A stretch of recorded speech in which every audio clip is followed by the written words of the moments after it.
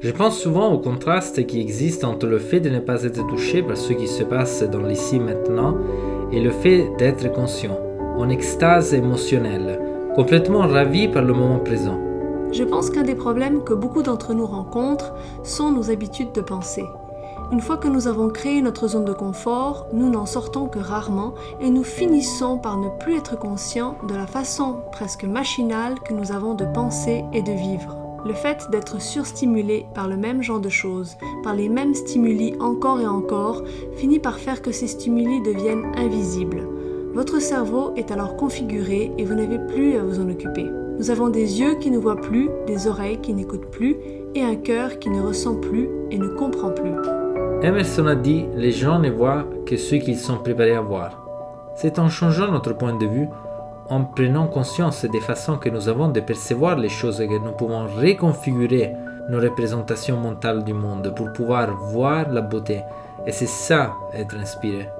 Quand nous sommes inspirés, nous faisons entrer l'univers en nous et le laissons ressortir sous diverses formes qui ne sont rien de moins que pure poésie. Paulo Coelho a dit « Aucune vie n'est complète sans une touche de folie ». La science sait séparer le monde et isoler les propriétés qui constituent la réalité.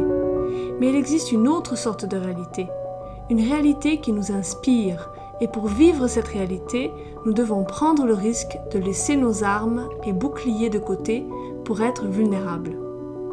Lorsque nous réalisons que la réalité est une matrice de perception et que nous pouvons percer ce voile, que c'est nous qui faisons la musique, qui rêvons les rêves, alors les barrières s'évanouissent et nous renaissons.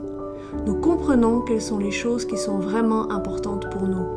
Nous ressentons le désir de créer des liens encore plus intimes, de nous rapprocher des choses et des personnes qui nous sont étrangères. Le désir de ne faire plus qu'un. C'est le point de départ. Nous avons la volonté de créer du sens, d'avoir notre mot à dire pour créer une réalité différente.